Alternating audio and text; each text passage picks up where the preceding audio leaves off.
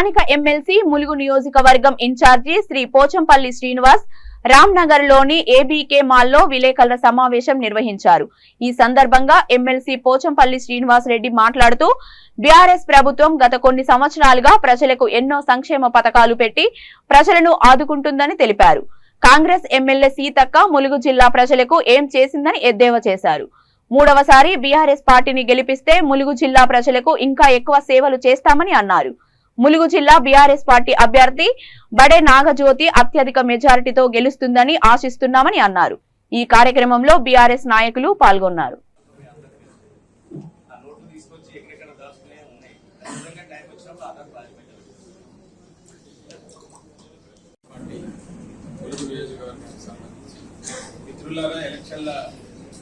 ప్రచారాల్లో ప్రజాస్వామ్యంలో పార్టీ వాళ్ళ అభ్యర్థి గెలవడానికి ప్రయత్నం చేస్తారు. ఆ ప్రయత్నాలను ఏదో రకంగా తిప్పికొట్టాలని లేదా పుట్టి మాటలతో గెలవాలనుకోవడం అది ప్రజాస్వామ్యంలోనే సబబు కాదు.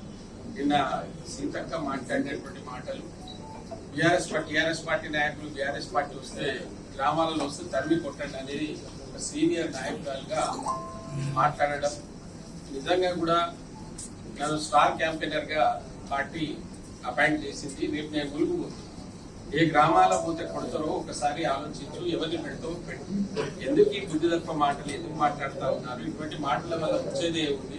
కేసీఆర్ గారు నిన్ను పోల్చుకొని కేసీఆర్ నే నా మీద పోటీ చేస్తున్నట్టుగా భావించండి. ఓట్లు వేయరు.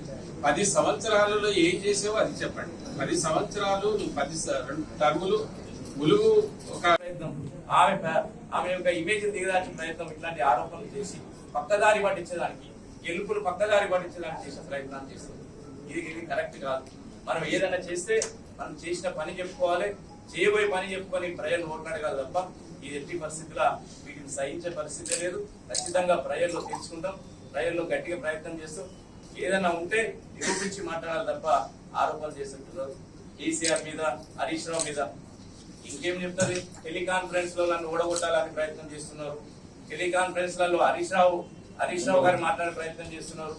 టెలికాన్ఫరెన్స్ లో మా పార్టీ గురించి, మా పార్టీ అభ్యర్థి గెలవాలని చెప్పకపోతే, నిన్ను ఓడగొట్టాలని చెప్పకపోతే గెలిపించండి, టెలికాన్ఫరెన్స్ లో సీతక్కని గెలిపించండి చెప్తారు. ఎవరన్నా ఏం లాజిక్ అర్థం కాలేదు.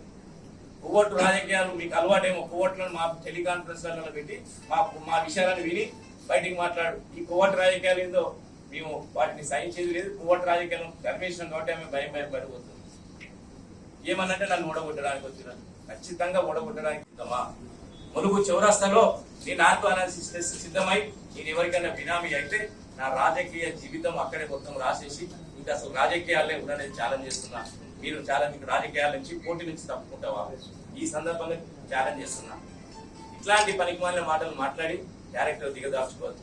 ఇది ఛాలెంజ్, ఓపెన్ ఛాలెంజ్. ఎక్కడైనా సరే, ఇంకెంతమంది ఛాలెంజ్ అయినా సరే, నువ్వు ఏ టెస్ట్ కు ఎక్కడ నిరూపిస్తావో నిరూపించు అని. అనవసరంగా ఈ ఎలక్షన్ మమ్మల్ని ఏదో ముందు పెట్టి నాగజ్యోతి లాంటి క్యాండిడేట్ ను, ఆమె క్యాండిడేట్ కాదు, ఆమె శక్తిని